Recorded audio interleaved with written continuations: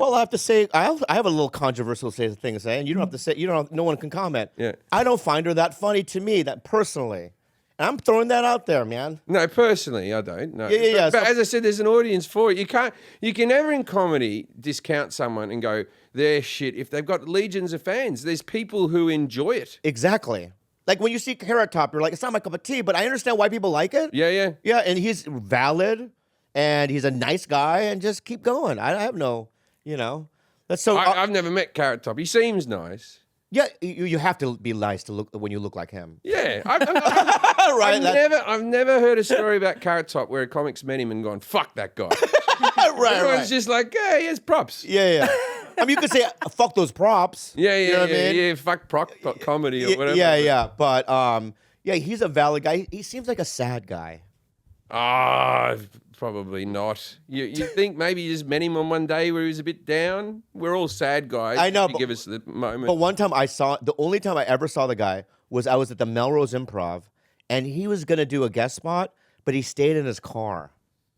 Right. And I think in my mind, I was like, oh, he must think that they're all going to shit on him. Yeah, or something. I had that feeling. Well, there you go. That's the sad boy. Yeah, but maybe he started I knew a prop comic in Britain, and he had this suitcase he had to travel around. Nothing like Carrot Top, these big elaborate props. These are little tiny Elvis wigs and shit like that. Anyway, nice guy, this comic. But anyway, he got out of a cab, and the cab drove off with his props in it.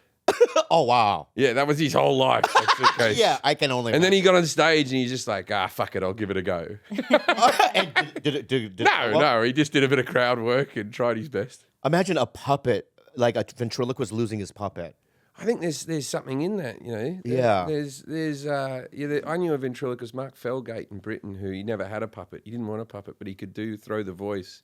And then he did jokes with his lips not moving, and then. Oh, that's cool. Yeah, so you didn't have? Did he do this with his hands? No, he didn't do anything with his hands. Whoa. He would talk to you like you were on drugs, and then he'd say something, and then his lips wouldn't move, and try to spin you out. Whoa.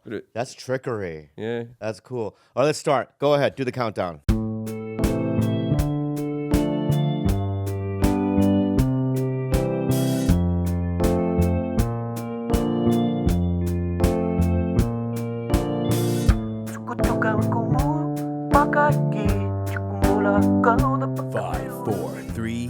Welcome to another episode of TigerBelly. I'm your captain, Bobby Lee, and I am so very grateful today, and I feel great. We have a special guest, but I'm not going to bring up yet. But we got George, you're right? Russ is back here. I haven't seen you in a while, man. Your cheeks are getting like chipmunky. You know what I mean? Which is when you were young, I was like, that guy's handsome, but then now your cheeks are getting in the way. But I love it. You know what I mean? My ex-girlfriend, Khalyla, you know what I mean? We're still... What? I didn't know about the breakup. Oh, this is... No, are you being real? Yeah, no, I didn't know. I don't follow every minute of your this is great. Yeah, 6 months ago, a year ago. A year ago. Whatever it was. COVID. Yeah, COVID. It's a fucking Wuhan. It's the Wuhan's fault. And then we got Gilbert. What's up? And then I want to introduce the guy we have. So when I first met this guy right in front of me, number one, I just want to say, one of the nicest guys you'll ever meet. I'm being real. I don't know about anyone else, but every situation I've ever been with you in, you know what I mean, socially, yeah, I've always went, you know what, I like that guy a lot. Really nice guy. Number two, I met him back in the day before I think you were this global thing. You know what I mean? When you lived with Eddie Ift in Venice, right? Yeah. And then. Yeah, I mean, just every encounter I've ever had with you have been positive. I think you're one of the best comics on the planet. Oh, thank you. And I can't believe this is the first time you've ever done my podcast. It's the first time I've been invited, I think. I don't know. Maybe not. I don't fucking know. This is the first time you invited him? I don't do the booking. I let him do it. I don't do many podcasts. Yeah. This is great. So he's one of the best comics. I think you're a good actor, too. Jim Jefferies, give him a round of applause. Thank you. Yeah, you're from Australia. I am from Australia. Nice, Bobby. That's where all the actors are from. Yeah. But you know what's so cool about you, too, is... Bono. Well, you know Bono? He said, you know what's so cool about you? Yeah. It's a shit joke. Yeah. I saw you on a red-eye flight back from Hawaii with your family. Oh. And I think like the walk back to baggage was about 1.5 miles long. Yeah. And I thought to myself, I actually thought about you in this moment. Why? Because like when you see somebody like, oh, that's Jim Jefferies, and then you see him and it's like, oh, he's a real dad. Oh, yeah. You know, I take care of him and everything. Yeah, I was like, oh, he's a real freaking dad. But it's unfathomable. It's, you know, That's the thing. It doesn't make any sense. Yeah. And honestly, to you, Everyone who meets me, they always go, can I do a video of you calling my friend a right? It doesn't matter who it is. Can you call my friend a I used to go, I don't really want to do that. I don't know your friend. Now I've just given up to it. I'm like, what's their name?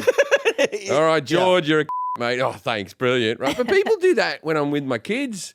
They'll wow. They'll walk up and they'll go, hey, can you tell my friend that he's a and I'm like, Daddy's got some work to do. Wow.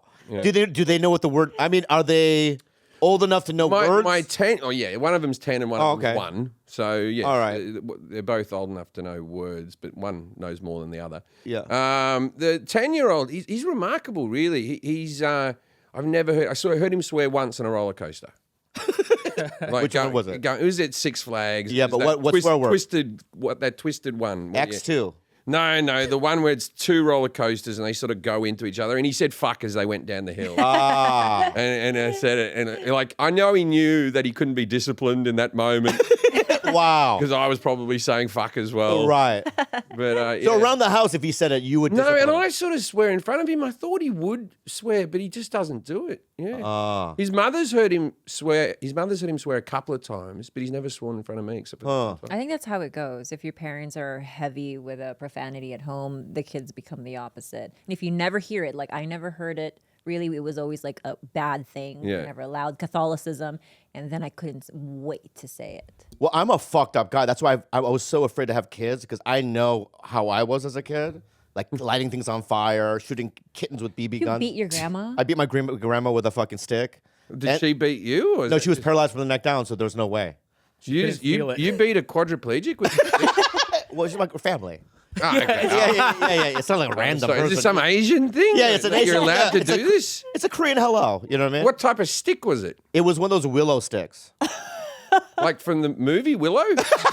No. Isn't a willow a plant of some sort or a tree? Yeah. Oh, it's like a bamboo shoot or something? Yeah, but it's thinner and spikier. Oh, okay. It leaves cool marks. And does it make a whoosh noise? Like a whip. Yeah, whipping. Oh, yeah. Good. But she didn't, because she was paralyzed from the neck down, she just smiled through it. And I was a kid, so me and my brother would just whip her with it until the day came where my dad caught me.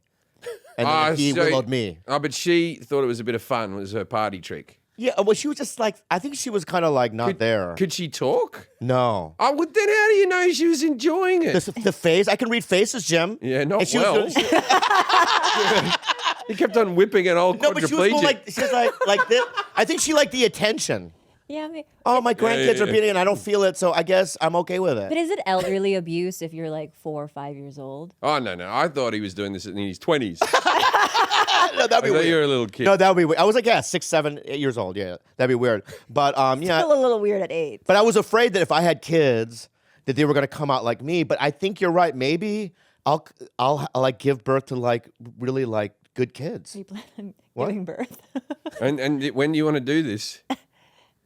Probably never, right? Yeah, I'm how old are you? 51. 51 now. Yeah, don't worry about it. You, Don't do it. Don't do it. Steve Martin did it. Larry, Steve Martin's got Steve Martin money. And he's that's got true. 1,000 people who probably take care of the kid. And he's Right. got a really young wife. Well, I guess he has to be young to have the kid. So Yeah. But no, I said to my wife, I said, when we get married, I said, if you're not pregnant by the time I'm 45, I'm not doing it. Because after that, I'm not doing it. Oh wow. And now I've had the vasectomy. Oh, so it's tied up. Well, it's snipped or whatever. Does cum come out or no? See, this is funny because my father. I'm curious. This is in my new special coming out good. February 14th. But my father, I told him, I said, I'm getting a vasectomy. And he said, oh, don't do it. And I said, why? And he said, because most women, not all women, they like to see the cum. That's what he said. Yeah, and I Yeah. said, Dad, when you have a vasectomy, you still ejaculate. It just doesn't work anymore. And he went, oh, get one then. Really? Well, what happens is, Yeah. they snip it. I paid to get knocked out. Most people just do it with laughing gas these days. And the guy gives you a certificate like you're a child at the end of it. Like you've been like I don't imagine they do that when women get their tubes tied. I don't think they'd be that patronizing. But for men, they're just like this. I got a certificate. Right? So the guy cuts it and then you got to you got to have 30 wanks. I thought it was 50. Well, my guy only asked for 30. What's a wank? Wow, you got to clear out. You got to come 30 times. You're not. Oh, that's how it's not Australians safe call and- jerking off. Wank. Yeah, having a wank. Okay, right? yeah. So you got to do 30 loads, and then you got to send him your 31st load to make sure that the vasectomy worked because you've cleared out of the balls of any active semen. Interesting. So It's unsafe. if it did, let me just say though, listen to me, okay? If you did have sperm at the 31st time, Yeah. that means that sperm is resilient. No, it could be a botched vasectomy as well. I know, but still, if it's botched, he still had to find a way through. You had to jump it. He said to me, he goes like this, and as I was leaving, Right. He's got like a Born Identity kind of vibe. Jump it. as I was leaving, he went, "Oh, by the way, the record's 19 days." Wow. And I was like, I can do that easy. That's like, give me a hotel room and a headset. Yeah. I can get that done quick. Yeah. What do you mean 19 days? Well, this is the problem. The first 7 days, you don't want to touch it because there's still a stitch there and stuff. You don't want to be pulling against the stitch. Ah. So that takes away a lot of your wank days. Oh, I see the wank. wank Yeah. Yeah. The wank days. Yeah. So if 7 days, so that gave him 12 days to get rid of 30 wanks. Yes. That's the math. Wow. right? I see what did the math. Yeah. Yeah. So if how many wanks would you need to do then? About Three three a day. 3 a day. Wow. Yeah. And I haven't wanked 3 a day since I was. Oh, I've done that plenty of times in hotel rooms, of course, when you've got nothing to do. Wait. As an adult? Yeah. Yeah. What, Yeah. through your memory? When I'm on the... No, I use porn. I'm not like a fucking animal. I don't just sit there reminiscing. Yeah. Looking up, just looking up. I know, but do you? Can I have some questions? Do you? How long is the break between sessions? Oh, it doesn't take long. You've never had sex like twice in an hour? No, What's your refractory period? How none. long? 24 hours. Really? Oh, I'm like one of those muskets. Oh, it takes. Yeah, it takes a long time to load. Yeah. I don't have a modern pistol. So it's like it takes me a long. I got a lot of bullets, but I only got one magazine. Yeah. But so you can. So you what? Half an hour, an hour? You can. Yeah, do half it? an hour I can come That's again. insane. Yeah. Wow. And so can you? But you can't do that repeatedly. I did after I had the vasectomy. I did look at my cum a lot to see if it was a different viscosity, Consistency. like if it was the color had changed. And had it? No, it looks the same. But then there's that theory about, and my wife won't do this with me, but there's a theory about when guys with vasectomies, if you shoot it in the eye, it doesn't sting because the sperm's not swimming towards the egg. Because that's meant to be why it hurts. That's the theory. That's the stinging This part. may not be medicine. Right. Right, but I've heard this, right? Yeah. And so I said to my wife, I said, well, you should put a bit in your eye. Yeah. And then there's the argument I could just put it in my own eye. But Right.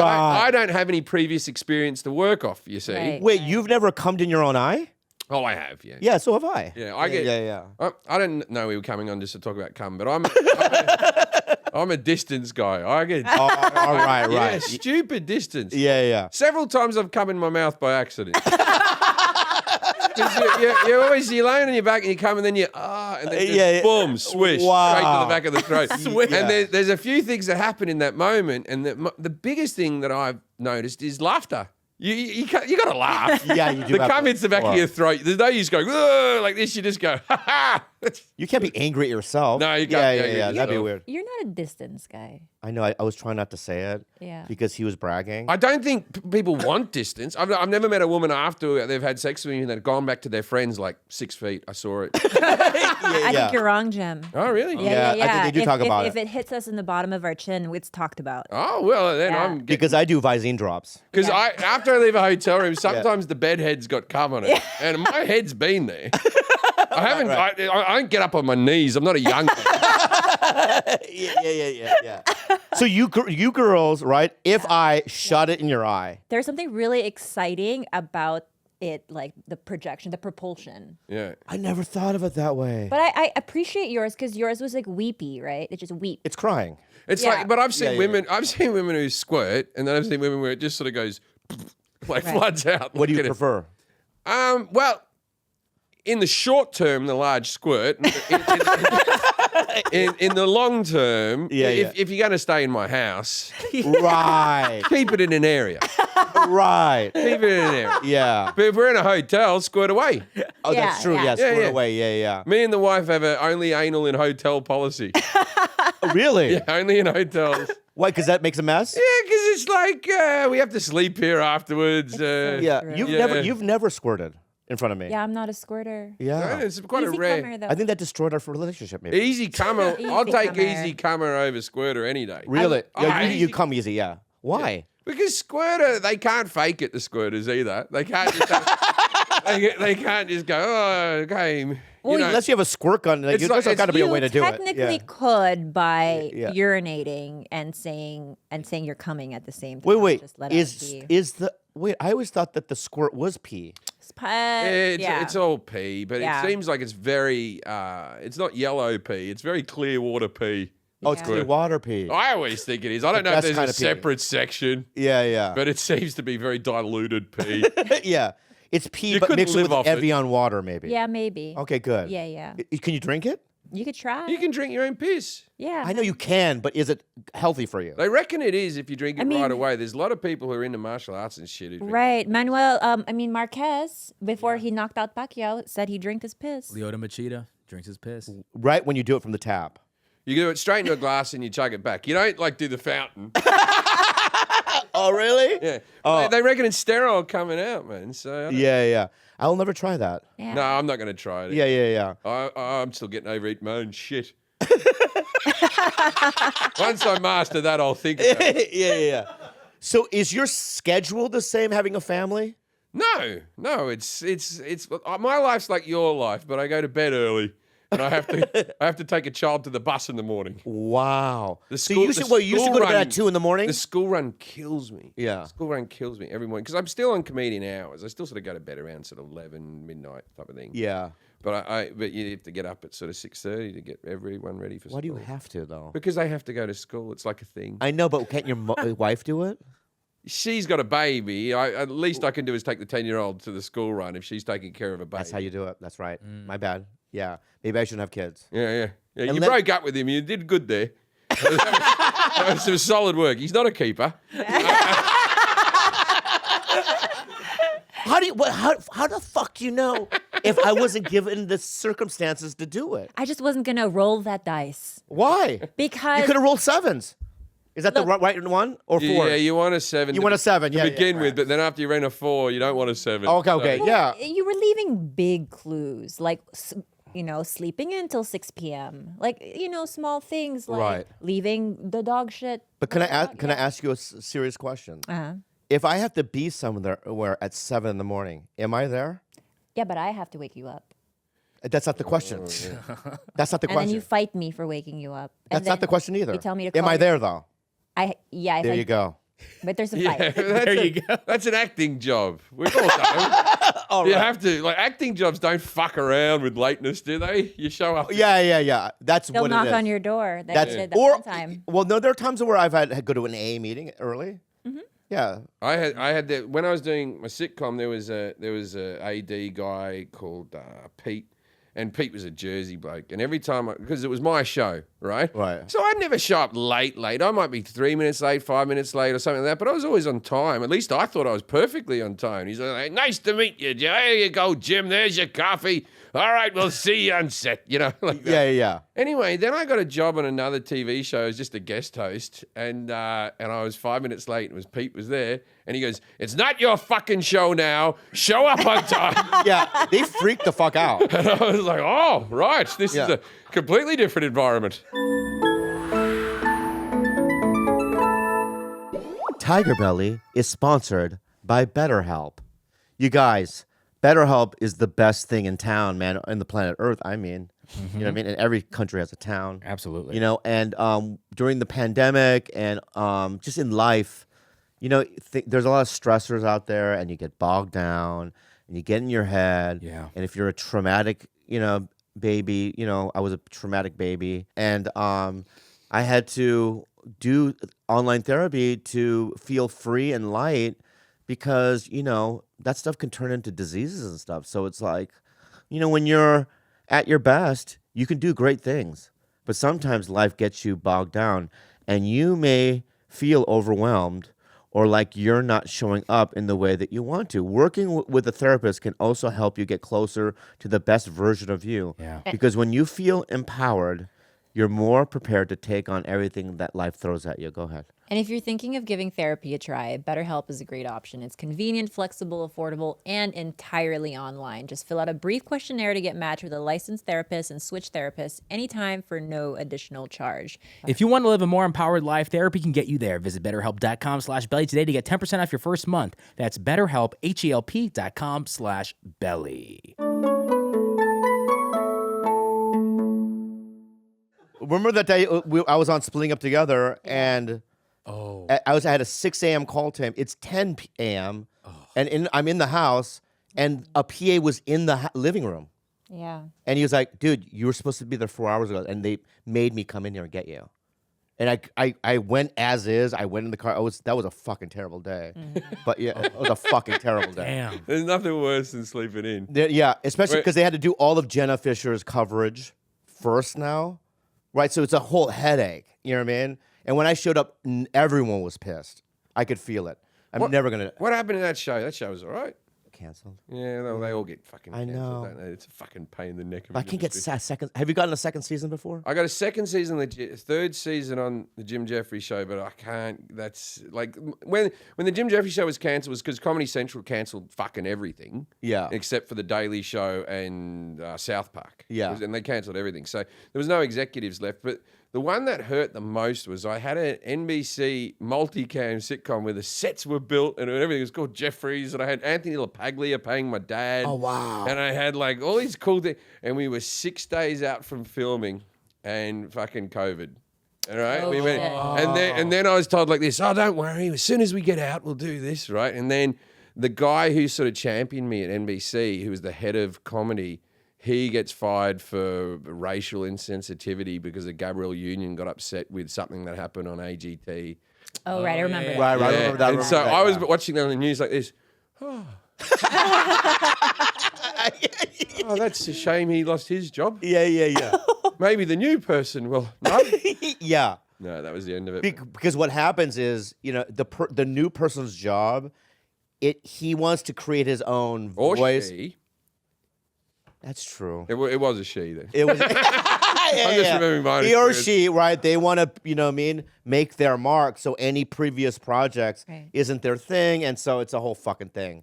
That must have sucked, man. Oh yeah, that one was. But you've been how many shows you had cancelled now? No, I mean like this is the business. Yeah.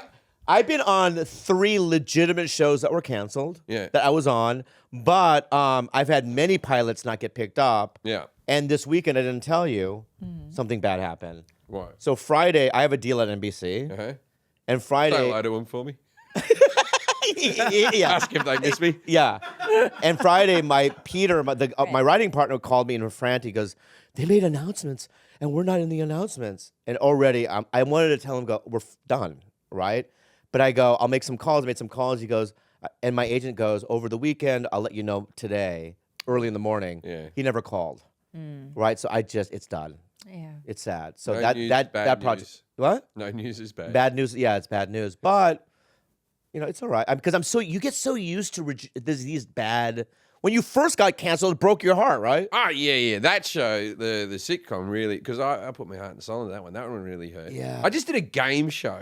I think that's me future. Wait, you think that's your future? I think that's my future. I'm too. like, Yeah, yeah. I'm like, they go for fucking ever, and Yeah. once you get fired for one, just go to another one.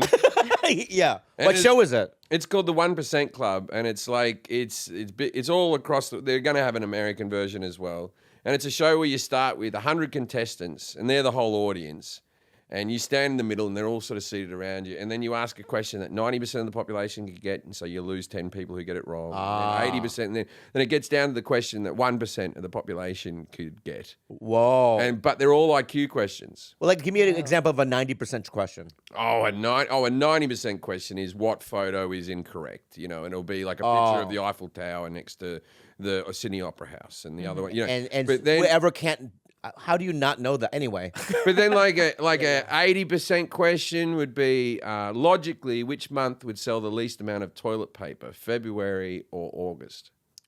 Wait, let's stop, think stop, about this. think Let's about it. this. All right, so what would sell the least amount, August or February? I would say the least amount is August. Why? Because you're a moron. February's got the least amount of days. Don't overcomplicate these things. You're like this. You're like, yeah, because I normally drink a lot in August. That makes me fast That's food. what I was thinking. So I'd be shitting myself. It's after the more. holidays. Yeah, and like in February, I'm working out, so my diet's pretty good. These will be firm shits, not much wiping. Is that what you're gonna do on the show? Fucking shame people when they get it wrong? That's what I have to do. Oh, okay. The job. Oh, you're doing your job. Well, it's like... And as an audience member, you're going, you got me. Even All then, right. when I called you a moron, I felt harsh. Everyone just stared at me. But so what happens is, at the beginning, you're just like, oh, you got that wrong, like that. And then as they gets further and further, you start complimenting the people who get it right. Oh, right, and right. And it starts off with like a whole lot of really good looking people. And they drop off quick. Right. They drop off quick Right. with the IQ questions. They just haven't had to develop it. It's not their fault. Right? And then it's always some like bookish nerd at the end who's just like blinking at you. That's really funny. It's a great show. So you've shot a season or a pilot? Season's already done. And it's in England? I did the Australian version. Australian version. That's sounds fucking so fun. amazing. Yeah, but it's like also you bang out like 2 episodes a day. Sure. It just seems like I reckon it's the wave of the future. Game shows. It reinvented Howie Mandel's career. Reinvented, didn't it invent? No, I like Howie's. I like Howie. Howie. One time I did Howie's podcast, and he said, "Do you think you can call anyone a?" And I said, "Oh, yeah, pretty much. It's me thing." Yeah. And he's like, "Can you ring up my wife and call her a?" And then, like, when someone puts it in front of you like that, I'm like, "Oh God, can I?" Yeah. And so I rang up, and he goes, he rings his wife up, and he goes, "Jim Jefferies wants." He goes, "Someone here wants to speak to you." Doesn't say who I am. I said, "Hey, how you doing, you?" And she goes, "Oh, I love you." Wow. And then I was like, "Oh, good." Yeah. Well, I used to say it more than most British people did on stage, but now it's like in Australia. I remember in the comedy clubs in like the early 2000s, no one really said it. And now it's like the gates opened in Australia. Every comic's saying it. In Britain, it's pretty. Ireland, they were always saying it. The Irish comics were always throwing it out there. Are you super famous in Australia? Like, I know you're famous, but like, are you like, are you comfortable when you're there? I sell more tickets in Australia. Right. You know. But when you go into a restaurant, is it weird or? No, I've never been. You know, what is that level of fame? You know what I mean? Like, What do you mean? I think you're there. People stop and ask for a photo or something like that. Yeah. But it's not like I've never had like that where people are holding up cameras as you walk in. I was like, I'll tell you a funny story, right? So okay, this is a little name droppy, but whatever. I was, do you know David Walliams from Little Britain? You ever watch Little Britain? No. No, okay. This story's not as good then. But, Yeah. But let's just imagine he's a super famous guy. But I was at Russell Crowe's house, right? And Russell Crowe and we were at me. I mean, that's David Bobby, Williams. You know him from the Britain's Oh, Got yes, Talent. yes. I love him. Britain's Yeah, Got yeah, Talent. yeah. I love David Williams. Yeah, Williams. Williams. He's one of the Whatever. funniest cats you'll ever meet. Yeah, man. yeah. And like just funny on funny, right? Yeah. But so he was at Russell's as well, and so the three of us were going out to dinner, right? Yeah. So Russell lives in this apartment on this pier that has all these like sort of fancy restaurants in sort of Sydney Harbour. And Russell's like, yeah, there's a Chinese restaurant down the end of the pier. Yeah. And he goes, we'll all just go there and have a. How long ago was this? Because I have to know what Russell Crowe I'm looking at. Is it the fatter one? This is last year. Oh, so the thicker one. He's my mate, yeah, but he's No, I'm not. He's, Yes, the he's thicker one of the one. greatest actors of all time. yes, the thicker one. Why can't I just say that he's thick? What difference You want to call I it just and because I thick? want to know Why what. can't we- It's not Gladiator. Rather than fat shame him, why don't we just say? I'm not fat shaming. I'm saying We'll if it say was his age, like Gladiator. the 54-year-old Russell. Yes, that one. Okay. All right, so it's not Gladiator. 2022, Russell. Yeah, Yes. 2022 There we go. Russell. All right, There we so go. the one that was in I forgot what Superman. Superman. Yeah, anyway. Man of Steel. Yeah. Yeah, Man of Steel, yeah, Man of yeah, that Steel. one. All right, so The one now I have that- a visual. The one in Thor. Oh yeah. Yeah. So he goes Chinese food. Okay, and then what? So he goes, oh, there's What a- did you need that? I just needed to know what Russell Crowe I'm looking at right here. My bad. So there was like, okay, so he goes, oh, I go to this restaurant all the time. He goes, it's my only restaurant. I eat there every day, blah, blah, blah, blah. And we're walking through the car park underneath the apartments. And he goes, we can just go in through the back door, right? Right. So me, David, and Russell walk in through the back door, and it's that bit of the kitchen that's not really the nice bit that they show you. It's with those rubber mats on the floor and someone just doing dishes. Yeah. Not that open kitchen bit, the horrible bit, right? Yeah. And we walk through, and there's like a guy just cleaning pots, and 3 sort of famous people walk in. Yeah. And Russell just storms through, boom, boom, boom. And then Yeah. me and David walk through like this. So sorry. Yeah, thank you so much. We're sorry about this. Sorry. And then we walk through the next bit of the kitchen. Yeah. And then we walk past the maitre d' and he's just staring at us. Hello, thank you for having us. Yeah. Wrong fucking restaurant. We were 2 doors up. Really? Yeah. Russell fucked up. Yeah, Russell goes there every week or something. Yeah, Wrong yeah, yeah. fucking restaurant. Yeah. So Oh shit. Sorry. So this happens. what's happening? You got Gotta turn it off. a coffee grinder? No, it's a heater. We put a water heater No, in our it's all podcast. salt water. Yeah. I apologize. Maybe from now on we just turn it off, when we have guests over, no? We could, but that's your salt water. Yeah, but I don't go in the pool. No. That's to soften your water. It's a water. No, I'm sorry. It's not your salt. It's a water softener. But I add. If I salt didn't to it. have it, would I be like, oh, this is hard water? Yeah, it also leaves calcifications on your. Oh, I don't pots want and that. I don't pans want and that. Yeah, Yeah, that's calcification, and it's your hair's nicer when you wash it with the softener. Okay. Ever like some hotels have it, and you're like, why is my hair so nice? Yeah. Well, I know what I want to say, right? Yeah. I apologize For what? for Mexico. What happened in Mexico, man? You did me and Andrew's podcast. Oh yeah, that was horrible. And that's what, were you there, right? I And couldn't hear anything. I apologize. I didn't care. I know you didn't. I look. No one wrote to me. I assume no one finished it. It was Yeah. a fucking shit fight, and it wasn't your fault. I know. We couldn't hear each other. I never had speakers like that. We couldn't hear each other talk, and the audience was outdoors, and it was just fucking hard work. That man. But And then- I'm surprised you remember it. Cause weren't you high out of your mind? I know, but that's how fucked up it Is was. that what's your sobriety? What's your sobriety now? January 25th, so that was before. So you don't do edibles or anything? Nothing. I'm in AA. Right. Yeah. I called my new special high and dry because that's my new term instead of California sober. Yeah. Right. Yeah. But I haven't had a drink in 700 days. Wow. But I get high about 3 times a week. That's fine. Yeah, I'm all right with it. Yeah, some people can do that. But once I got that into me, I stopped drinking. I went to AA a couple of times. I think we were even at a couple of the same meetings. Yeah. We did some ones. I remember that, yeah. But do you do edibles or do you do flour? I don't smoke it. No. Oh, so you just do edibles. I just eat it. And how convenient. Like, I mean, But it's the thing is, I also have hemorrhoids, so I've got like these weed. I've got weed gummies, and then I got fiber gummies, just jars of fiber gummies. And I've got like a 10-year-old son. He's like, "Why can't I have a gummy?" I'm like, "They're adult food." Yeah. Jim, do they bother you so much? And would you get a hemorrhoidectomy? Why can't you just get them removed? I've had a surgery. I know that's super painful. That was 7 years ago. That was the worst because it's a varicose vein. Yeah. Right? People always think it's just these. So little that's things. what I know. I'm not a doctor. Uh-huh. I've heard of No. hemorrhoids. Say it isn't so. Yeah, I could be Ken. You know what I mean? So I'm not a guy.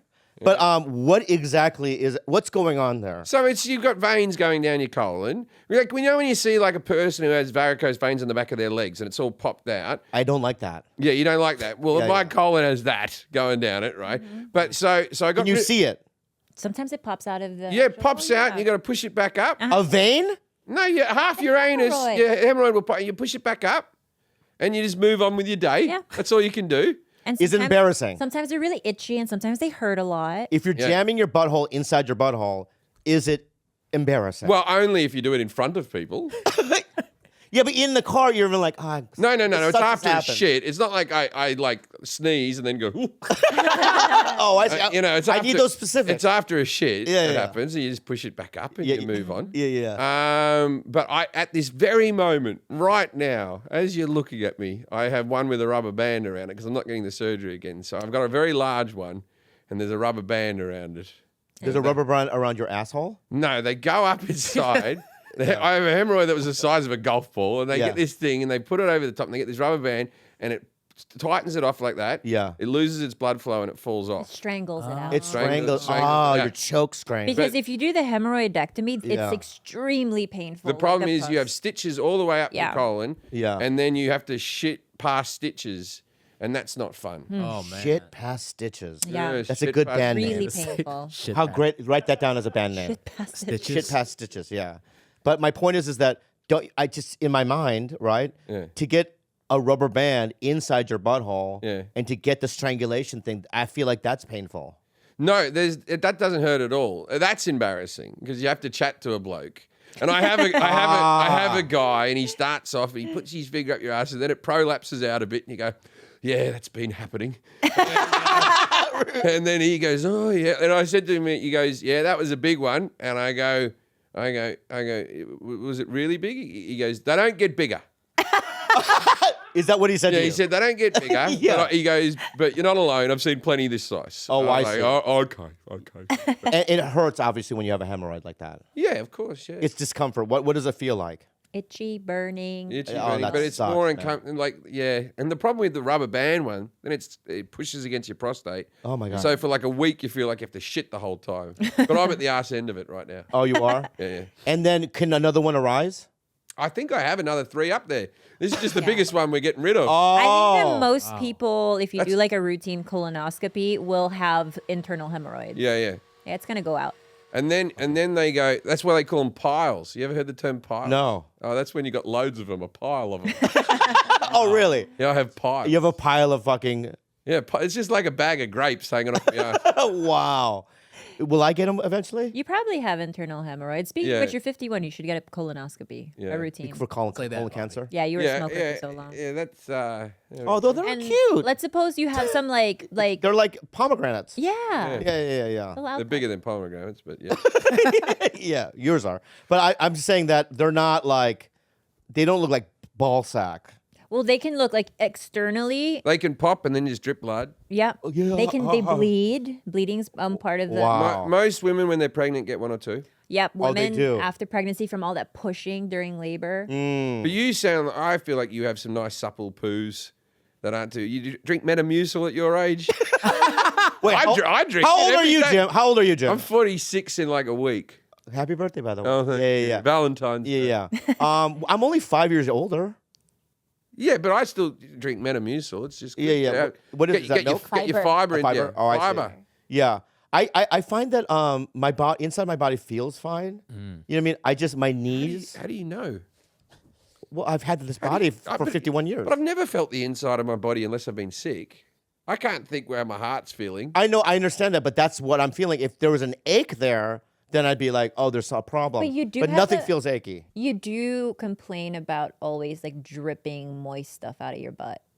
Oh, you get mucus. Yeah, you get the mucus plug. Yeah, you get the mucus ass. Is that not true? You get mucus ass? Yeah. It is, but I just I'm not a doctor, but know I would that, call it mucus ass. I would say mucus is a sign of inflammation. Yeah. I wouldn't call it mucus, maybe. It's mucus. Mucus ass. Okay. It's slimy, right? Well, my dad had it. Well, then Your dad had mucus asshole? Yeah, because one time he was beating my brother. My brother woke him up from a nap, and he was playing keyboards. My brother. Yeah. And he had a friend over. My dad walked in completely naked, took the keyboard, smashed it over my brother's head. Yeah. And then when he turned around, he provided a good laugh because he had toilet paper sticking out of his asshole. And that's when we knew there was something going on. And so I always. I think he probably had a hemorrhoid then. He probably had one that was bleeding. You think? No, he had. No, my mom. The mucus you wouldn't keep the toilet paper up there for the mucus. You wouldn't? No. because You don't keep it up your nose when you got a bit of snot, do you? Oh, that's a good point. Okay, can I say this Yeah. though? I think you're wrong because I smelled it. What does it smell like? You smelled it? your mucus, or Mucus? your ass? My asshole, the juice, the asshole juice. Uh-huh. It would smell like shit. It's been Yeah. around shit, man. The mucus would be. Yes. Yeah. You're right. Scientifically, yes, you're right. Yeah, I think you're right. So your parents were beaters? They used to hit you? Yeah. Yeah, my parents were hitters. They're violent. Yeah. Yeah, And My parents were like, my mother used to go, my father not so much, he was all right, but my mum used to go hell for leather, man. She used to beat the shit out of you. yeah, and the trauma that did it cause you trauma? Yeah. Do you do EMDR and stuff to get through it or no? No, I've been to therapy about it and stuff like that, and the resentment you hold towards it and all that stuff. But then you just got to realize that people were doing their best, man. She loved me. Yeah. She's just doing her best. Yeah, I just don't. That argument, they did the best they can, right? Is She could have done better. Could have done it without the hitting. But what are you going to do? But how hard is it not to hit your? I mean, I feel Well, that's the bit. When I had a child, that's when I went into therapy. Yeah. Because until then, I just thought that's what parents do. And then when I looked at my son when he was about 5 or 6, and that's when I was beaten relentlessly. And I was like, I could never fucking backhand this kid. Yeah. I wouldn't. What joy would I feel? It's not like I'm struggling. Every time I see my son, I want to punch him in the You know what I mean? Yeah.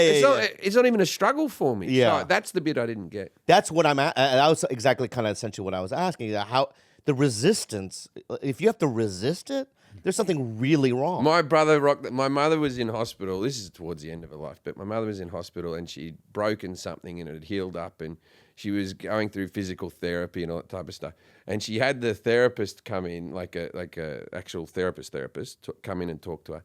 And she'd obviously given him all this, like, I wish I could walk better, but the boys aren't very nice to me and they don't give me much encouragement and all this type of stuff, right? And so my brother, who's a cop, but he actually was in his uniform, he walks in there to visit her like this, and this therapist caught him and he said, and Mum was in bed all fucking tucked up like this, and she goes, and he goes, hey, look, I was talking to your mum, and she was such a great mum to you boys, and she's trying really hard at physical therapy, but she's feeling like she's not getting enough encouragement from you guys.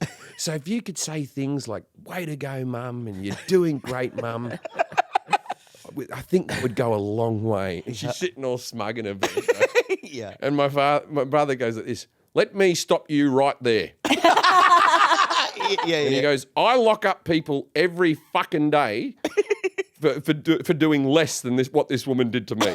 Wow. We should be put into fucking, like social services and all this type of stuff, right? Yeah. So I don't know what bullshit this woman's been telling you, right? Yeah. And then the guy's like this, okay, well, I feel like you have some unresolved things and I'll just leave you to it, right? Whoa. And my mother said, as he was leaving, she went, oh, for fuck's sake, Danny, it was the 70s. We all beat our kids. Wow. Yeah. That was the 70s, though, because I remember my mum hitting me in supermarkets. Mm-hmm. Yeah. Open hand slap in a supermarket. Yeah. And you're like, you can't do that now. Yeah. Yeah. And I then mean, also, I would go to school with a bloody lip. same. Yeah, But yeah. also even like threatening.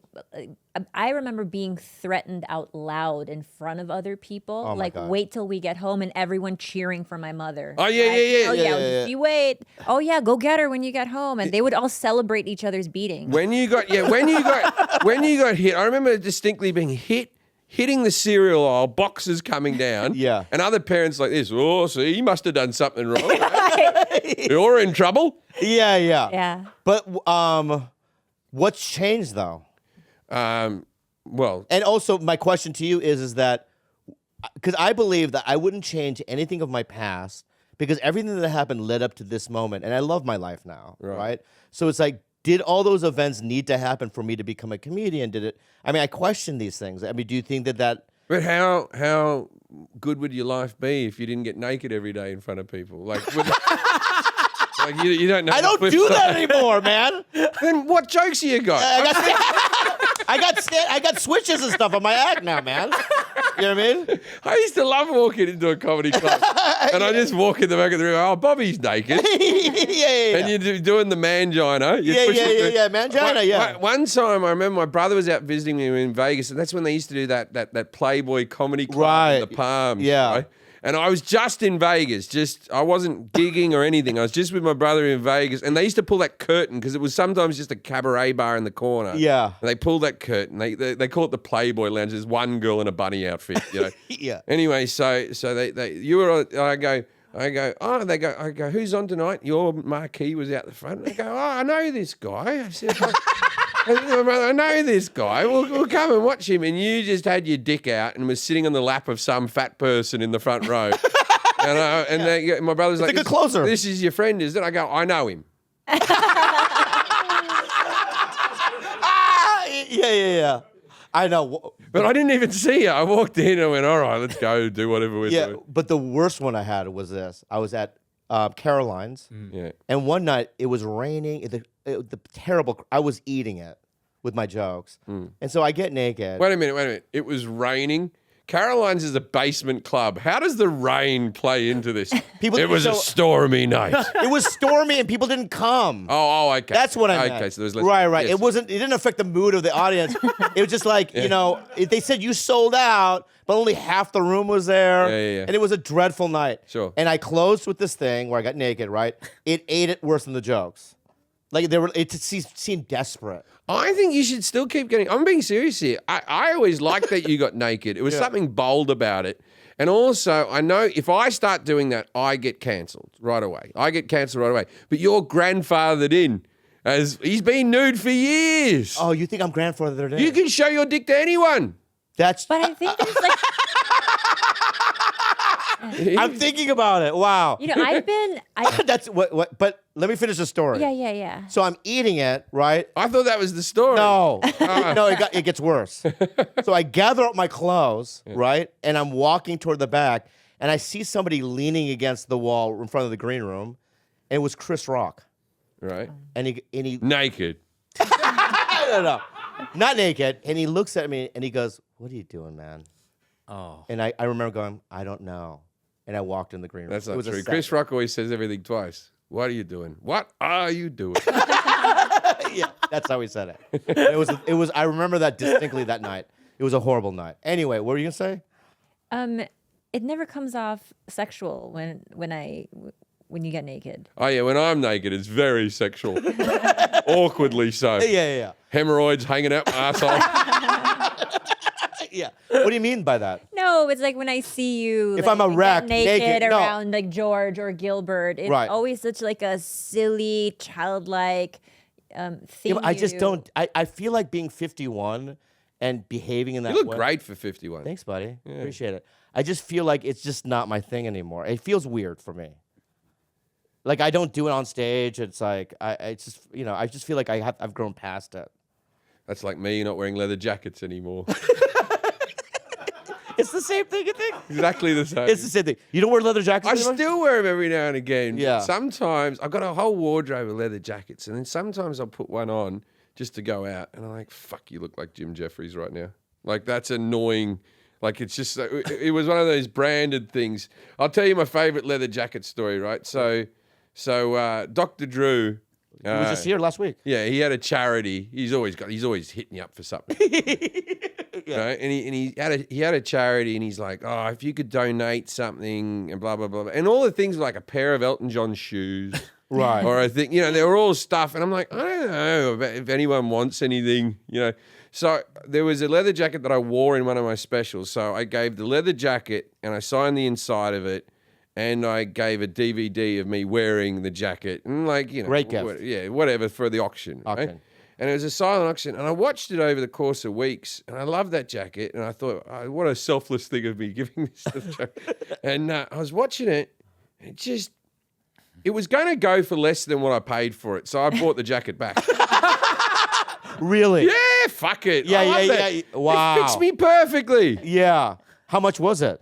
I think I paid I think the jacket was about $1,000, and I think I bought it back for $400 or something. It was Wow. And the money goes to the thing. Yeah, So the money went to the charity. I thought I'd get my jacket back. Yeah. Never watched the DVD. It's still sitting there.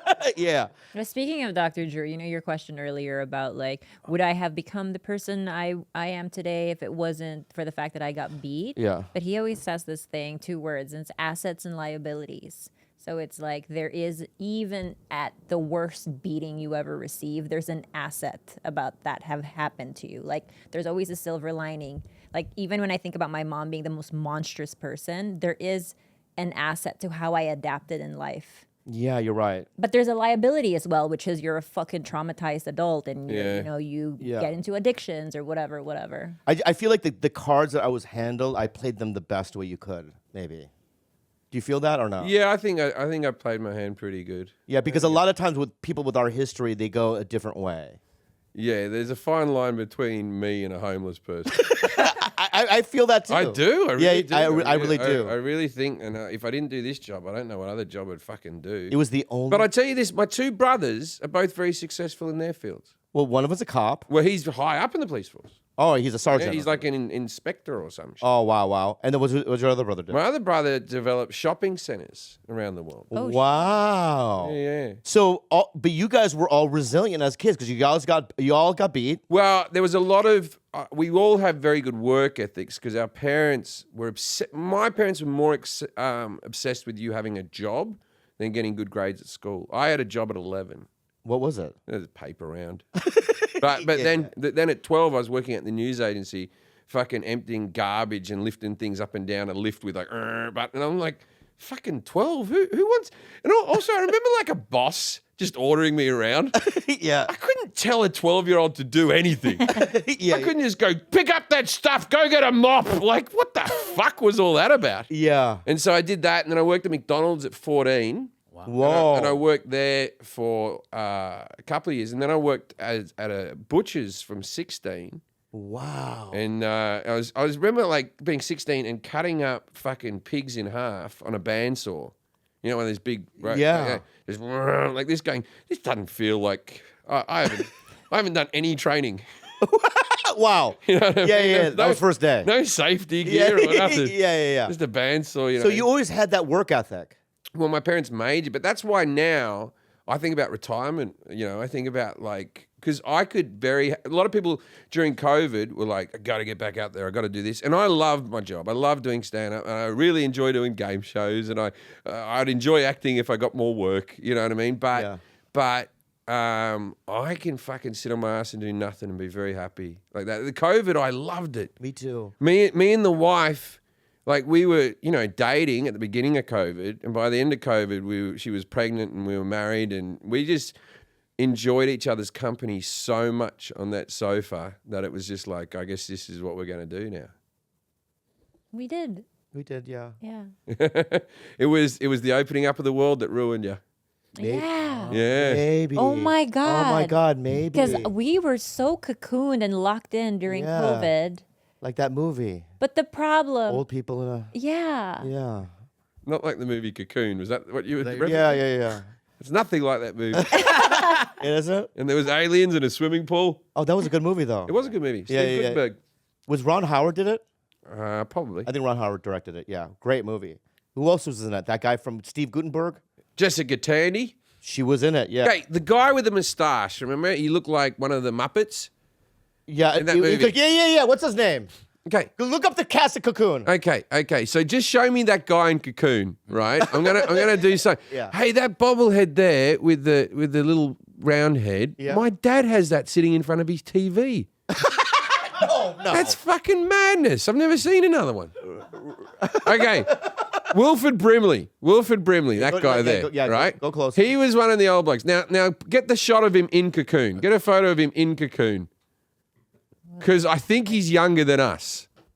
What? Yeah, he was just one of those blokes. Wait. In Cocoon. He was younger than you and I. Okay, so what's his birthday? He was born in 1934. What year's Cocoon? And he was one of the old blokes. Oh, let me get this guy. Cocoon. Can you just Google how old was what's the name during Cocoon? Or no? Here. Cocoon was 1985. Okay. 1985, so what's that? 85 minus 34. He was 50 when they filmed it. Jeez. Before So it he came was out. younger than me. He was younger than you. And I always thought that. And he was one of the geriatrics in Cocoon that needed to swim in the water to get the alien blood to make him feel young again. Wow. How would you even think of that? You think about that shit when you're watching a fucking movie? No, it's just... Why would you think of that? Someone told me he was... Oh. No, that was the thing. I don't think he's dead. I think he said 2020 he passed. Okay, so he passed in 2020. When he died, that's right. When he died, because you're like, shouldn't he be dead? Because Jessica Tandy driving Miss Daisy, she'd been dead for fucking ever. Yeah. I was like that must have felt bad when he was 50 and he's on set with the 80-year-olds. I know. And he's just walking around like, fucking hell, I look terrible. Yeah, but don't you think that's a white thing? I feel like if you're white, you have that special gift. Yeah, but I'm 4 years away from cocooning. Yeah. But you're right, maybe, yeah. But there are some whites, you have to admit, that don't look as good when they're 50. Yes, but also I can't. There's some Asians. Yeah, you can. Oh, can I? Oh, Yeah. good. I didn't know I was There allowed. are some Asians. It's 3 of them here. 3. Yeah. Oh, okay. It's 3 whites versus 3 Asians. Let's go. My wife's Indian. Great. So I feel like, do I get to play the Indian card? Do I ever get? South Yeah. Asian, You could do the Indian card. Yeah. I have a mixed race child. I love it. You're a part of the group. Yeah. Yeah, in a But fucking civil war, you're on our team. My kid came out white as fuck, man. I talk about this on the special. She really wanted a brown baby, something horrible. yeah. And he came out. I saw the baby crowning, and I was like, Yeah. she's not going to be happy about this. Yeah. They're both boys? Oh, they're both boys, yeah. Oh, wow. Yeah. So I got 2 little boys, but yeah, like the baby I had with the Indian girl is whiter than the one I had with the blonde Canadian. Oh, wow. So I know I've got some strong ass white genes. Yeah, you're very white. Yeah, I'm very Very white. good. I like it. I'm very white. Yeah. You're a good white. What? Okay. Go ahead. I have an argument about Asians Oh my God, here we staying go. young forever. Yeah. I watch a show called Bling Empire. Yeah. Who doesn't? Yeah. There are a lot of people there that look way older than they actually are. And I they're think Asian. when Asians get too much work done, it almost does the opposite. Oh yeah, they're not good with work. Yeah, they Yeah, start yeah. getting the higher cheekbones and stuff. It It all starts looks to a look bit. insane. Insane. But there's also the idea that like when some of them like they fall off the cliff very quickly. The Asians they go straight to Confucius. Like straight. That is Write that down. That's a good band name. No, I think several. Straight to Confucius. I think several comics have said this statement. I'm not the first guy to. No, I used to do a joke about it. Yeah, right. We shrivel up overnight. You know what I mean? Yeah, My yeah. mom looked like, Lucy Liu from 80 years or whatever. And then one day she woke up as, whatever the name. Oh, Yoda. Yeah, she looked like And do Yoda. you have like a "Black Don't Crack" slogan? Do you have one for Asians? Asians don't raisin, I think. Asians don't raise it. Yeah, that's a good one. Yeah. Yeah.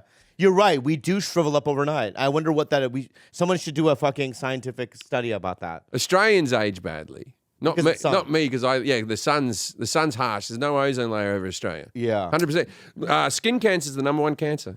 In Australia? The number one cancer in Australia. And I have to say this too about Australians. Those are the white women. I get a lot of DMs from Australians. We have Asians. We have a lot of Asians. No, the whites. No. We have a lot of Asians in Australia. Oh, so you're conditioned to like us. Yes, like so similar, love it. I similar love to this. how there's Mexicans and Latinos and stuff in LA. Yeah. Sydney's got that amount of Asian population. We're in Asia.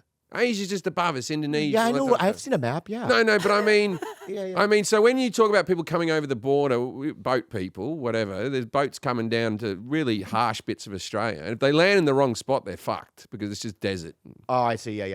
You know, Like but the northern part. yeah, Yeah. Yeah, when I was in Melbourne, I would say way more diverse than LA even. Especially Well, like do you know that Melbourne has is the second highest Greek population of any city on earth next to Athens, Whoa. and I that's did not know including that. other Greek cities. Wow. That's insane. Yeah, we have Greeks everywhere in Melbourne. Probably yeah. great Greek restaurants. Very good, great A lot of- Greek food. The food in Australia is great. a lot of Lebanese. I went to a lot of great Lebanese restaurants. Yeah, a lot of there. Lebanese. Yep, I want to do a tour there. we'll do it. Yeah. I can hook you up with a guy. Really? Yeah, Maybe Andrew and I will do it. sure. Yeah. But like, it depends how big you want to go. Like, I can get you into comedy clubs and do the tour of all the clubs right away. But if you want to do, like, I reckon you could do, we do what I think theaters? we could do what we do theaters here. So maybe How's your podcast go down there? really well, right? Then the you're algorithm's great. Then you're fucking crushing it. Yeah, Yeah. There's a lovely theatre in Sydney that I always do. It's called the Enmore. Beautiful. How big? How many seats? That one's just 1,200 seats. Oh, we could do that for sure. Yeah. And it's a real old school Art Deco-y type of. Let me ask you about Australia because when I went to King's Cross In Sydney. I had sex with somebody. Yeah. I paid money for. Yeah. Can I say that? Yeah, they're legalized. They're legal. Legalized prostitution in Australia. It is. Yeah. So is there brothels? Yeah. Everywhere. It's legalized. Everywhere. I know, but there's an actual like a. Here's my ID, and you walk in, and then what they make happens? You don't need to Shower. show your ID. Yeah. Why would you have to show your ID? You're buying a drink there? No, I mean you can. I could be 12 and walk in there. No, you're not 12. Oh, I know. Okay, so all right, you're right. You're right. You've raised enough.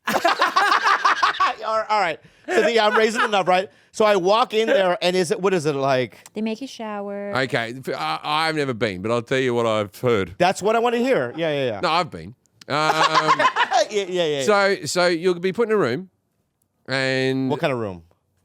a rotating one. What do you mean? A rectangle. No, the environment is no. I know. I don't care about the symmetry of it. Okay, there's a I want to know the ambiance. Okay, you might. Is there candles? No, you'll go into like a little room just with a couch, and that'll be the meeting area, right? And then the girls will come in one at a time and say, "Hi, I'm blah blah blah. Hi, it's a pleasure to meet you." Go, hello. And then the madam will come in and go, "That's all of our girls for this evening." Could there be anywhere from 2 to 20? Oh yeah. Okay. They get up to 40, 50 in some of the bigger. Yeah. Oh wow. Right, but normally 8. Okay. 6 to 8. 50 is a lot because I don't make a decision. There's another 5 that are having sex right now. You know what I mean? They're in the rooms because you're not the only clientele. They're not. Yeah, but can I say this? I'll wait for the 5. Yeah. You want you the do full that? lineup? You want the full? I want the full lineup. Okay. Yeah.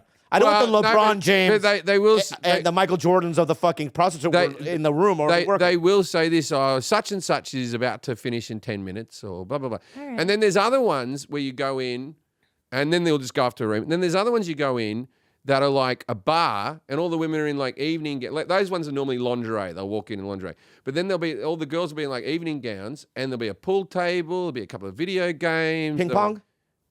No. Okay. That'd be cool. Yeah. Yeah. I'd beat everyone in there. Oh, of course. Yeah. Anyways.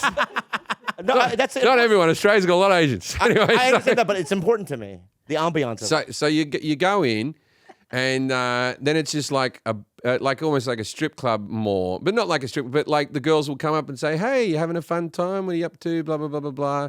And you know, you can chat to you can spend like an hour in there before you select the girl because you can sort of see which one you have a bit of a vibe with or whatever. Okay, is it expensive? No, not for you. What American? How many American dollars do you think? Oh, it's been a long time, but You assume $300, $400?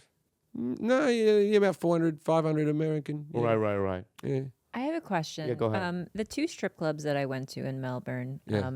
You couldn't give real money. You had to like get like tokens or like fake money. Okay, the reason for that is the Queen is on our money, and we will not put the Queen against the woman's. No, that's not the reason. That's a real. I was like, wow, that's legit. That's legit. Trust this guy. Huh? Yeah. The Queen's being taken off our $5 note because like we have to get rid of the Queen. We still have her on the coins. Yeah. We have her on the 5. Yeah. And she's being taken off the 5, and we were meant to put Charles on. And they went, "Nah, fuck it," because Charles isn't going to be there that long. What are we going to change notes again? In like, Yeah. right? And so I think they're putting on an Aboriginal lady now. Good. So, yeah. Some random one or a No, specific a person? historical one. Yeah. Like Yeah. a famous one. Yeah.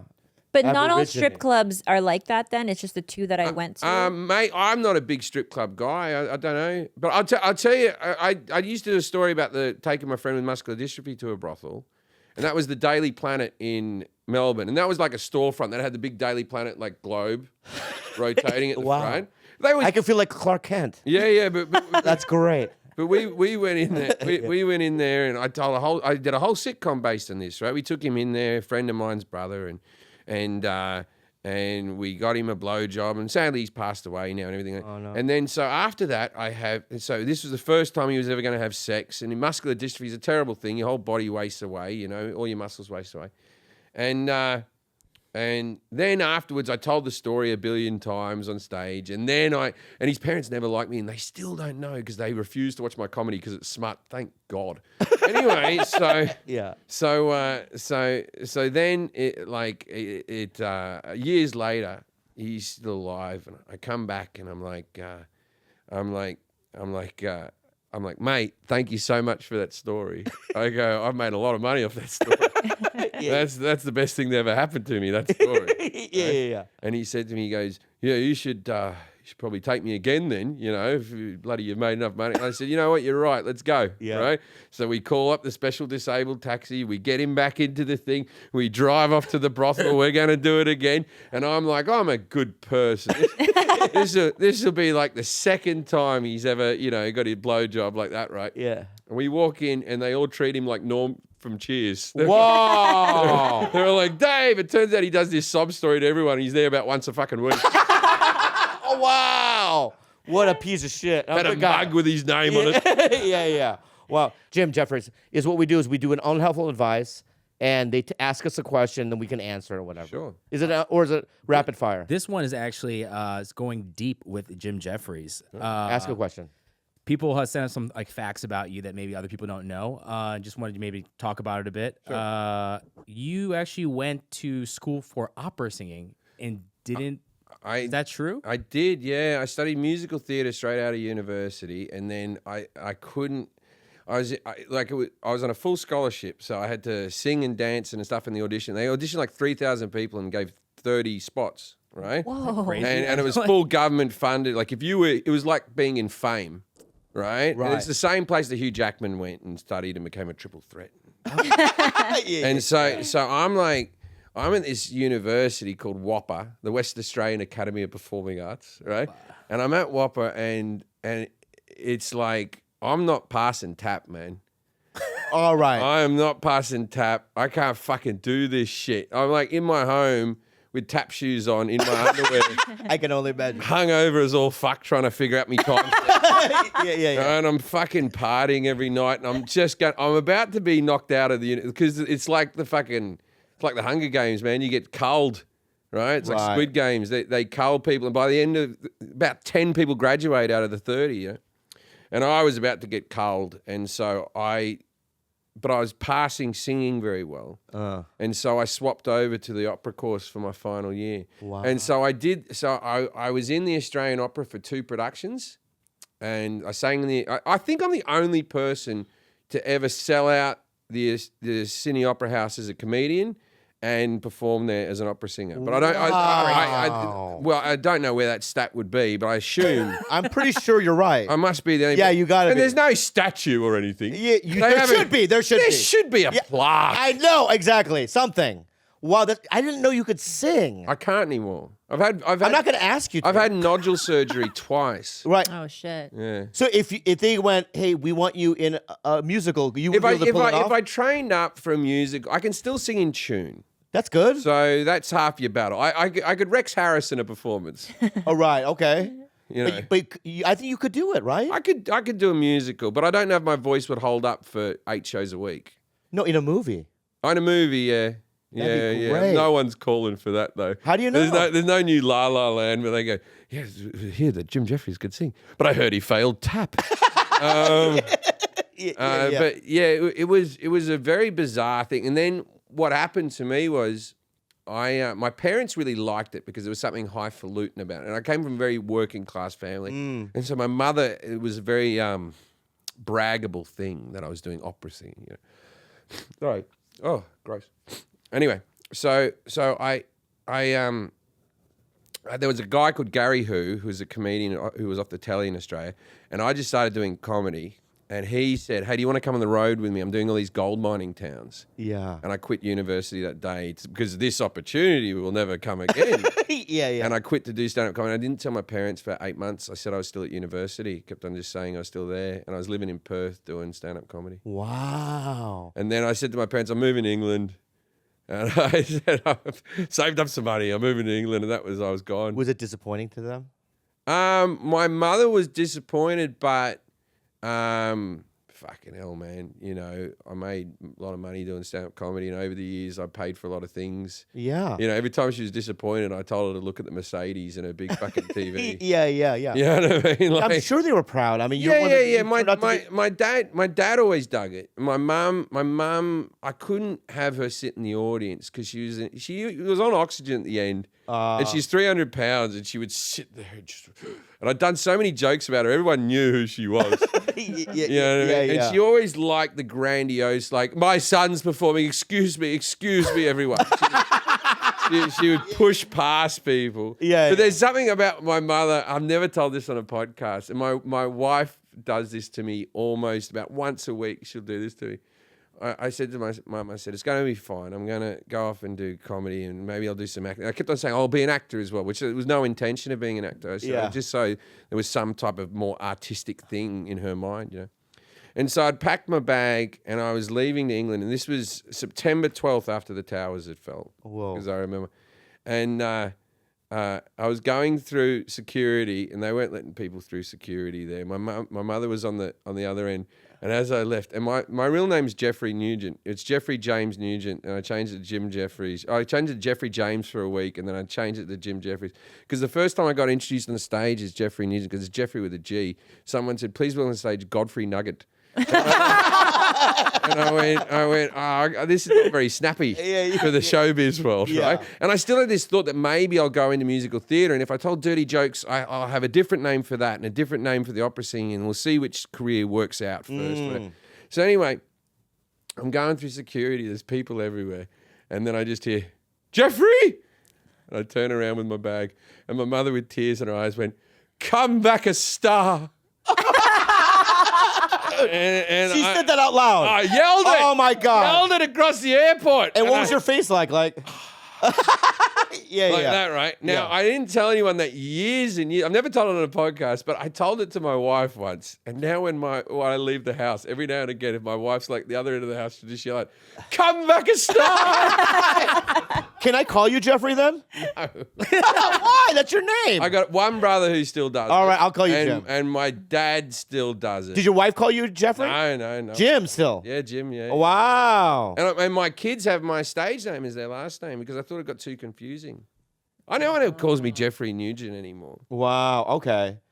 Your kid's last name is Jefferies, yeah. Amazing. Yeah. You got legally changed? I never got myself legally changed because I like having two names. It gets you out of trouble every now and again. Yeah. It's like when you want to make a complaint and you don't want people to know who you are. Your name's Jeffrey Nugent. I'm very upset. Blah, blah, blah. Yeah. So they don't tweet that you're an asshole. And then when you want a privilege or whatever, you say the other name or whatever. You know, it gets you different situations. Wow, I did not know. There's so many things I did not know about you today. Did you ever consider having a second name or a different name? Stage name. Stage name. Never. I know that Mitzi Shore used to change people's names for them, right? So there was this guy named Jackie Graham. He showcased, and after the show, she went, your new name is Jackie Banana, and you have to wear a yellow suit. So so he had to change his name. He wore a yellow suit. Another guy, Carlos Mencia was another one. He went up as Ned Holness. She goes, your new name is Carlos Mencia. Wow. But she kept doing that, and I knew that about her. So in conversations, they said it's after 3 minutes, you're fucked. Your name will be changed. So I kept the thinking, shit, fucking but quit. Bobby Lee's a great name. Thank you. Yeah. Yeah, it's a great But statement. she would have meant, your new name is Tamayo. I would have thought that Nagasaki. Bobby Lee wasn't your real name. I would have thought that you might have had an Asian name or Lee was your middle name. And then there's Bruce Lee, of course. There is him, of course. Yeah. Of course. Yeah. Yeah, no, I never changed it. You know, I didn't know what else to. Blobby Lee would be his like parody character. Blobby? Yeah, if like Bruce Lee overate at Christmas, he'd say to his kids, "Oh, I'm Blobby Lee." What do you want? You want to promote anything? I got a special coming out 14th of February called High and Dry. Netflix? My 5th Netflix special. Amazing. High and Dry Netflix. Check it out. This comes out next week? Yeah. This comes out right after it came out. So this is 15, 16. So everyone listening right now, fucking check out Jim's fucking special. I recorded it in Toronto. I wanted to call it Hawaii, right? But Netflix wouldn't let me. They go, but you have no jokes about Hawaii. And I go, yeah, but I like Hawaii. And whenever I see the word Hawaii, I cheer up a little bit. Yeah. Yeah. And I'm like, they go, but you're recording in Toronto. I go, that's what makes it funny. Jim Jefferies, Hawaii, live from Toronto. What island do you like go to? I go to Maui and I go to Honolulu. I've been to all the other ones, but now when I go back, I just go to those two. Yeah. My blood pressure goes down. I feel calmer as soon Yeah. as I go in. I'm always happy there. I'm never miserable. And the kids are always happy there as well. Yeah. They're always like, it's just such a good holiday. And you know what? It feels like you're overseas, but you still got the same fucking cash. You know what I mean? Yeah, and that's the shit. It's the best. Yeah. Where's my passport? Who gives a fuck? Yeah. Right? It's the same rules. You know what the laws are? Yeah. It's all the same It's the same shit. Yeah. And it's like you go off to like Thailand or something like that, and then like be careful with the water and do that. And it's like beautiful, and the resorts are lovely, and it's cheap as chips, and it's really nice. But Hawaii, I go to Hawaii like 50% of my holidays. What restaurants do you go to? Because we have some. We like. Where do we like? No, you only go to the boiling crab. Boiling crab. No. I like Merriman's. No, you don't eat it. I don't Strip trust steak. your food choices. Why? Why? It's Pig and the lady? That's the thing is with people is like when you date someone that you don't trust them with food. I got a mate, I don't trust him with food. Yeah. If he says, "Oh, this restaurant," Hey, No, he- what? I'm that guy. I'm that fucking guy. Yeah. I have. No, I'm complex. no. Yeah. all of the food, the great suggestions you give other people Yeah. are places I've suggested to you. Fuck you. But if you Ma- come, I just You don't know what you're trust acting it. like What? right now? A Hey, I think you said that one quite well. Thank you. But okay, so my wife's a vegan, and so but she has really good taste in restaurants, and she always orders like we don't go to vegan restaurants. We do occasionally. You go to Hope? I don't go to vegan. She has friends. She goes to vegan restaurants. Right. We go to restaurant. If it's her birthday or something, we'll go out to a vegan restaurant or whatever. But she knows that the Michelin starry restaurants and all that are better than when they're not vegan, or a good steakhouse will still have something she wants to eat there. But my wife, it's always the same. She always orders the mushroom pasta with the whatever. Yeah. But I tell you what, she knows food, man. She knows food. If she says a restaurant, I trust her. And she's not one of these vegans who doesn't miss meat, where I could never put meat in my body. She misses meat every day. She's like a non-smoker watching you smoke a cigarette. She just does it because she thinks she shouldn't. You know what I mean? I don't think we should. Okay, have you ever eaten at Adela's? What? See? What is Adela's? Check it It's out. in Oahu. It's one of your hippie joints. It's not a hippie. It's It's a like hole in the staple. wall. The You get a tiny fucking Japanese tuna. woman. No, Adela's is where it's at. What about that Asian place you took me to? That was great. The reinvented. I think Korean the food. food's slightly better here in LA than Hawaii. I think it's slightly better, the restaurants. You The think local so? stuff like poke and The poke. No, I like poke. I like all the food. But let's be honest what poke is. Poke, Go. Poke was just the shittest sushi chef ever. He just fucked it up completely. Right. He was cutting big chunks of meat. And he's just like, I'm doing this with a little hatchet. Yeah. Right? And then he got the rice right. That was his crowning glory. Yeah. And then he threw that and put some wasabi, put some ginger, put it all in a bowl. It's delightful. But anytime a food can be done by teenagers on a line, Yeah. it's not high concept food. Yeah, you're So right, you can't go, the poke is really good. Yeah. The guy who scooped the fish next to the girl who scooped the rice. Yeah. Do you go to Asanebo? I do. I love that place. Yeah. Good sushi. Yeah, it's good sushi. All right, give Jim a round of applause. That was amazing. Oh, that's what we're doing. Oh. That's all we do, man. All right. Yeah. That You was- killed it, dude. It's TigerBelly. I don't think Korean food's the best food, man. Barbecue. The kimchi, number one. Yeah. But then, What do you mean? the barbecue. You gotta There's take them a- out. You gotta take them we out. gotta- to K-Town. yeah, Right. Yeah, I gotta But I take went it. to like the top one in Korea. Like then you go to Japan, the food's outstanding. Ooh. Yeah, but listen, Jim. You want to get on the mic? No, Get on the no, mic. No, we're not micing yet. I'm back. All right.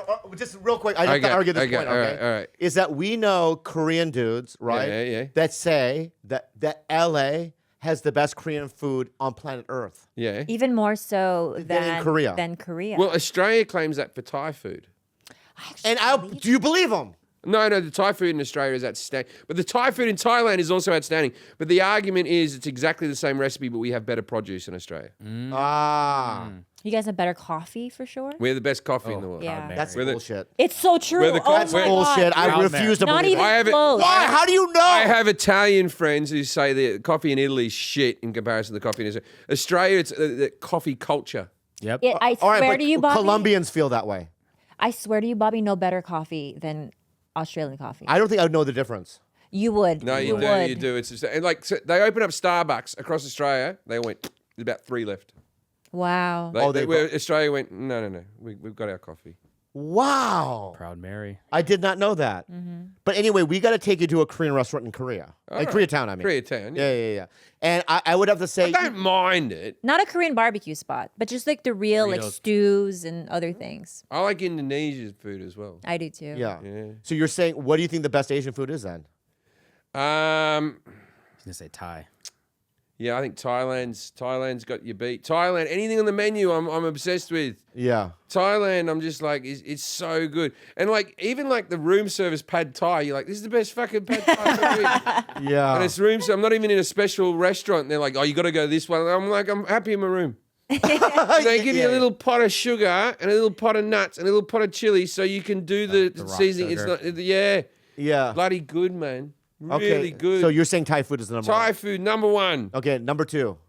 I think Japanese food. And Japan's got more Michelin star restaurants than anywhere. We were talking street food, but you get a ramen at like one of those places in Japan. Yeah. Where it's like, we only do 50 pots a day and there's people lined up and it's just be like $12 or whatever. Yeah. Fucking the best ramen you've ever eaten. Like, okay, I buy that. I buy it. You convinced me. What's 3? We're not in 3? You gonna go Indian? Maybe No, Indonesian. Indonesian, man. Nasi goreng. Nasi goreng. You like spicy? We don't need a medal, but can we get 4th? Sure. Yeah, beat Vietnam. You beat Pho. Yeah. You beat Pho, dude. We beat 4, dude! Yeah. Yeah. You beat us. You beat Filipino food. Are you Filipino? Yeah. I'll tell you a story when we get off the podcast. Okay. Next time, guys, we'll finish it. All right, so this.